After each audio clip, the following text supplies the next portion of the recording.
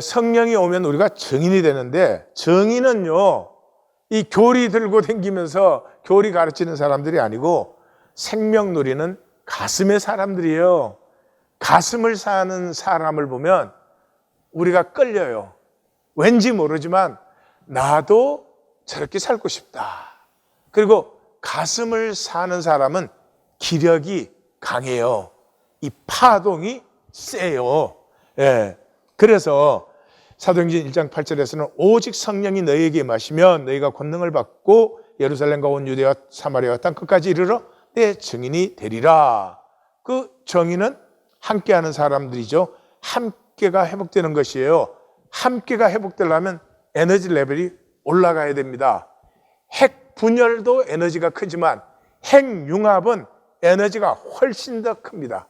그러므로 부부가 하나 되면 기상과 능력이 그냥 어마어마하게 커집니다. 시간이 지날수록 이게 점점 강해지고요.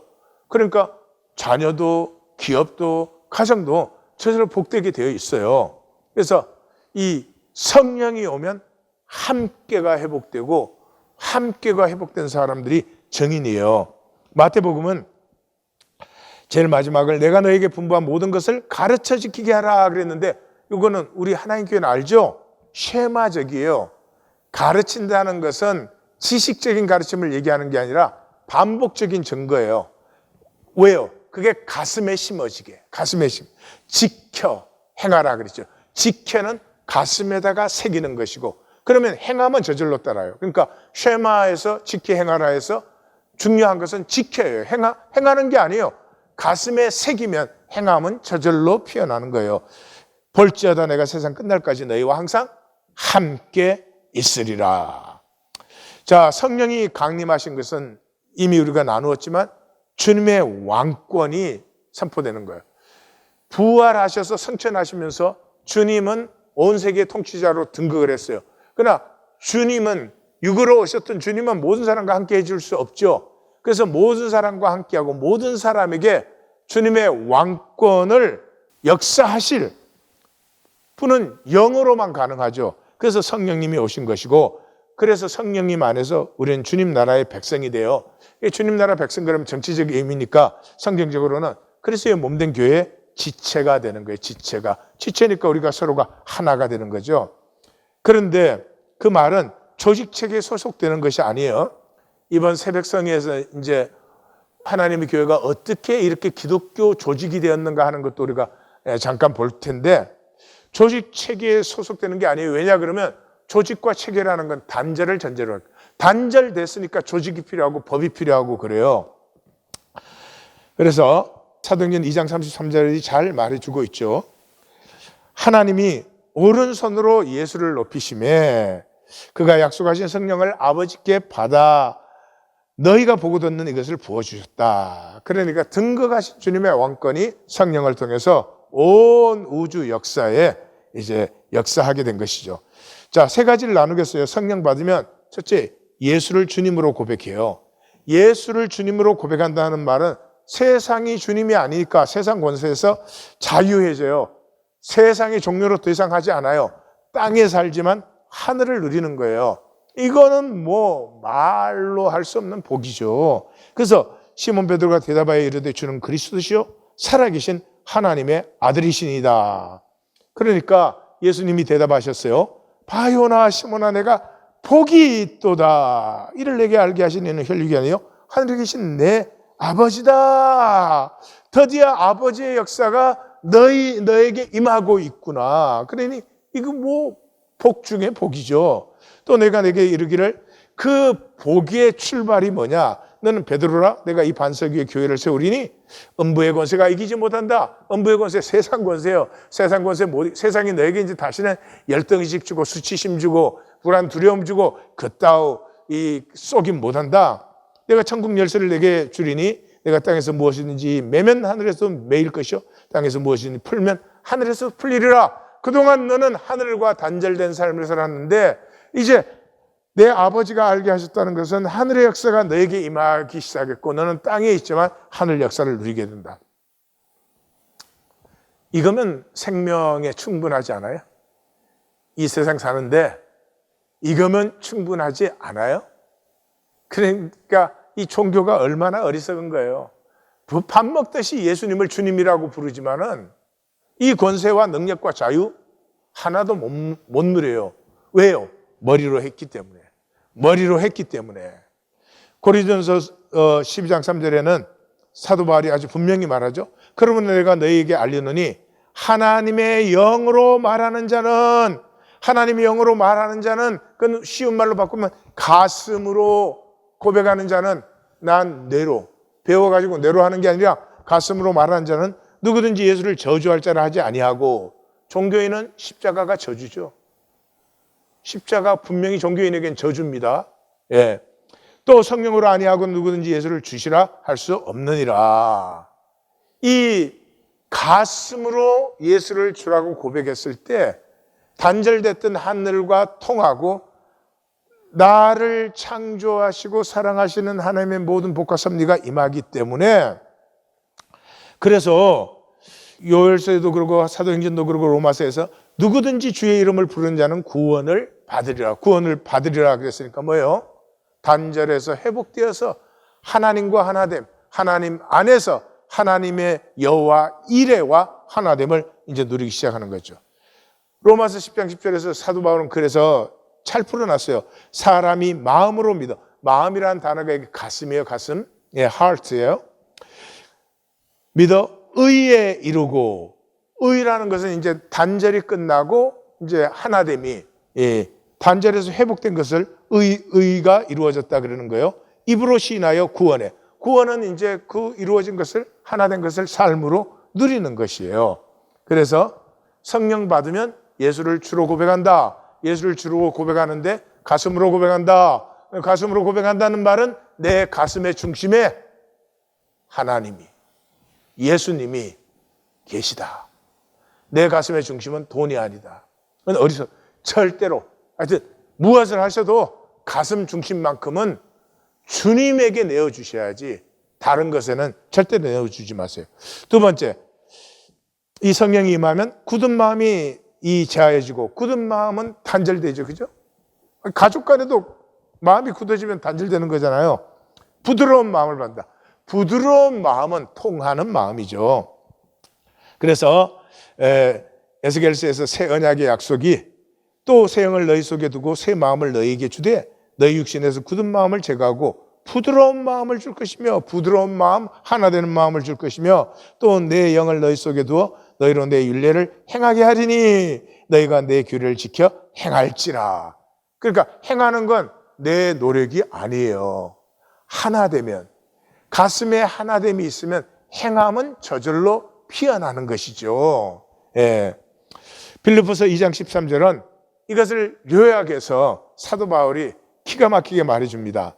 너희 안에서 행하시는 이는 하나님이시니. 너희 가슴 중심에 누가 있어요? 하나님이 계세요. 자기의 기쁘신 뜻을 위하여 너희에게 소원을 두고. 그러니까 하나님의 가슴이 우리 가슴에 임하여서 하나님의 가슴과 우리의 가슴이 얼라인 된 거예요.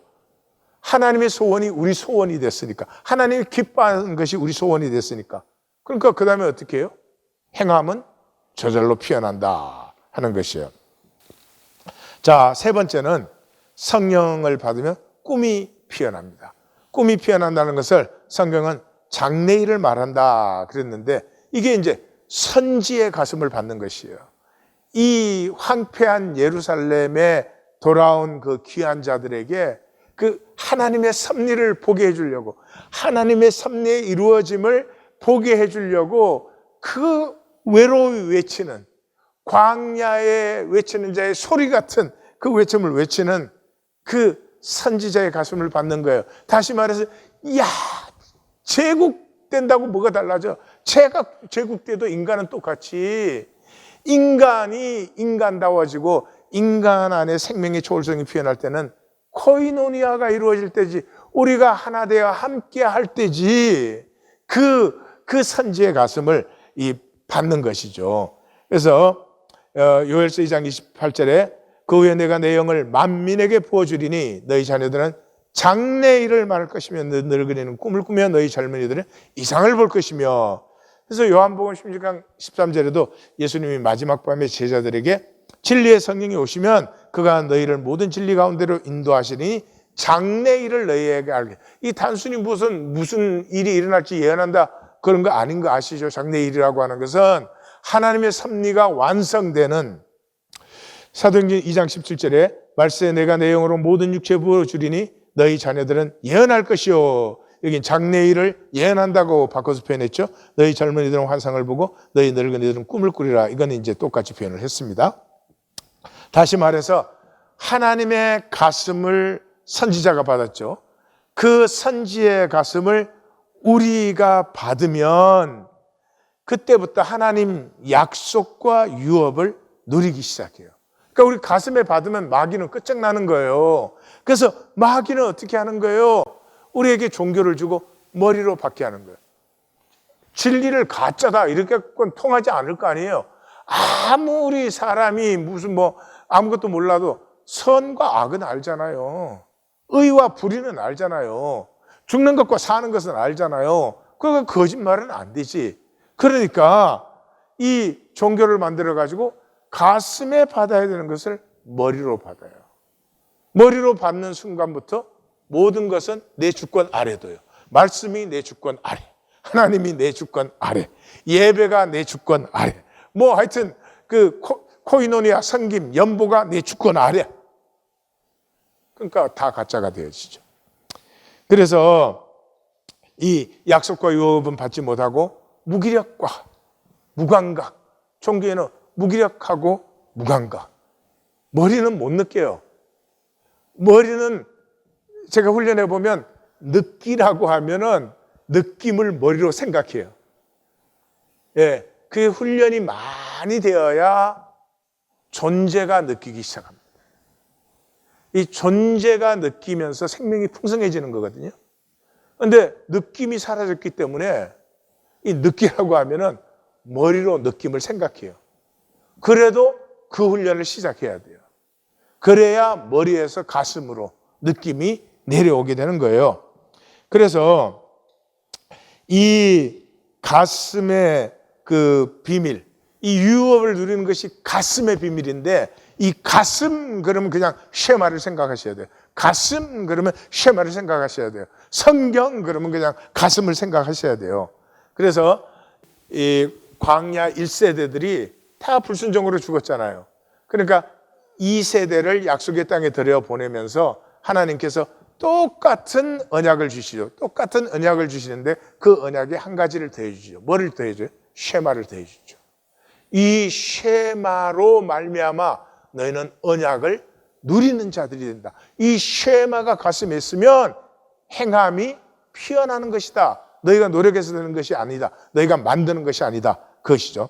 그래서 신명기 6장 쉐마를 읽어보면 이스라엘아 들으라 우리 하나님 여호와는 오직 유일한 여호와시니, 유일하다는 말은 하나다 그런 게 아니고요.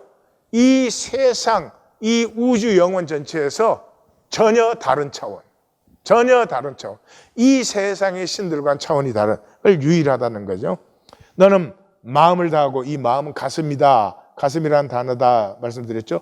마음을 다하고 뜻을 다하고 힘을 다하여 내 하나님 여호와를 사랑하라. 오늘 내가 내게 명하는 이 말씀은 너는 가슴에 새기고. 자, 가슴에, 쉐마는 가슴에다 새기는 거예요.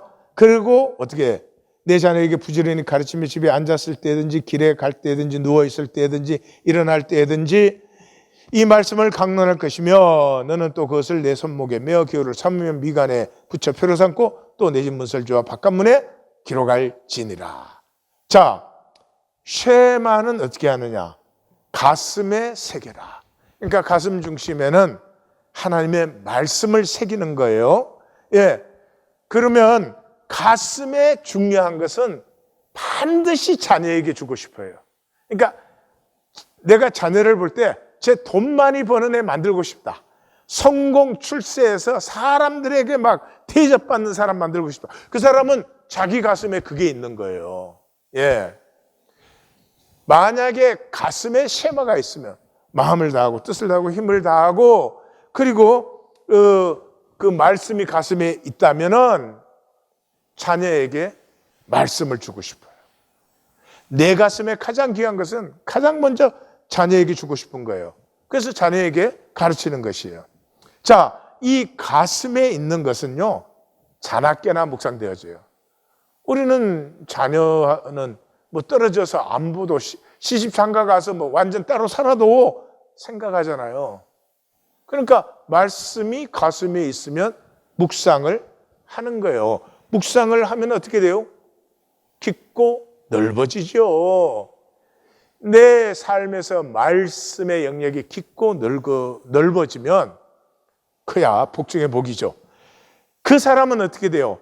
삶의 자리를 말씀의 자리로 가꾸어 나가요. 그냥 자동적으로 그래요. 손목, 미간, 민설주, 바깥문 이게 뭐냐 그러면 말씀에 가슴이 있는 사람은 그냥 자기 삶의 자리가 가만 보니까 여기도 말씀, 그 말씀 꼭 써서 붙인다 그런 얘기가 아니에요.